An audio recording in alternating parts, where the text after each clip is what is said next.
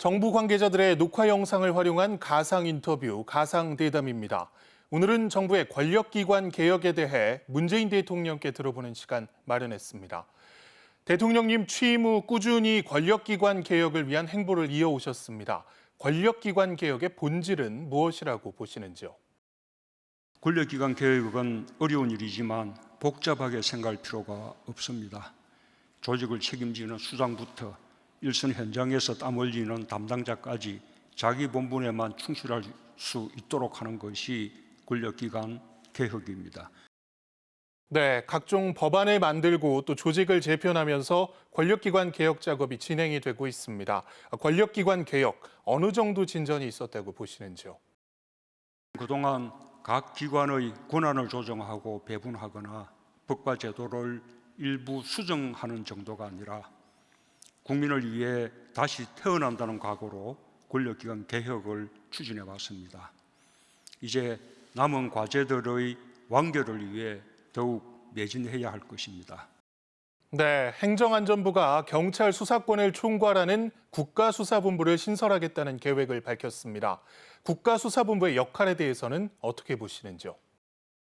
국가수사본부는 경찰 수사의 독립성과 수사 역량 제고를 위해 매우 면밀하게 설계되어야 할 조직입니다. 국민들이 경찰 수사에 신뢰를 가질 수 있도록 완결성을 높여 출범해야 할 것입니다. 네, 검경 수사권 조정 후속 조치로 발의된 경찰법 개정안에 따라 자치경찰 제도도 도입될 전망입니다. 국가경찰과 자치경찰의 역할 조정은 어떻게 이루어져야 할까요? 경찰은 자치경찰제의 시행에 발맞춰 분권의 가치에 입각한 치안 시스템도 안착시켜야 합니다.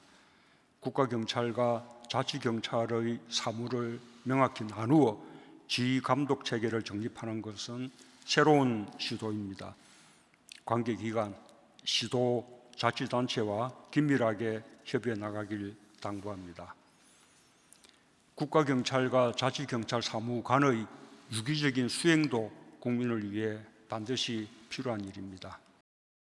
네, 국가정보원은 정치참여금지 법제화에 박차를 가하고 있습니다. 국내 정보 수집 기능 폐지, 또 대공수사권 이관 등을 추진 중인데요. 국정원 개혁, 어떤 방향으로 이루어져야 할까요?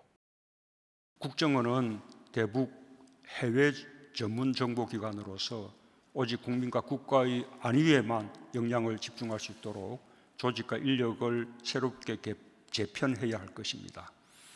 우리 정부 들어 달라진 국정원의 위상을 보면 정보기관의 본분에 충실할 때 국민으로부터 신뢰받고 소속원들의 자부심도 높아진다는 사실을 확인할 수 있습니다. 네, 이 같은 권력기관 개혁의 완성은 입법을 통한 관련법 시행이 될 것 같습니다. 아직 경찰법이나 국정원법이 국회에서 처리되지 않고 있는데요. 입법을 위한 전략이 있을지요? 우리 정부의 권력기관 개혁은 돌이킬 수 없을 만큼 진척을 이루고 있습니다. 이제 입법 사항은 국회와 긴밀히 협조하고 입법이 이루어진 것은 조속히 시행되도록 노력해야 합니다. 경찰법과 국정원법 두 개의 큰 입법 과제가 남았습니다. 권력기관 간의 균제와 균형과 견제를 이루면서 유기적으로 협력할 수 있게 되면 국민의 명령에 더욱 철저히 복무하게 될 것입니다. 네, 대통령님 끝으로 하고 싶은 말씀 있으시면 부탁드립니다.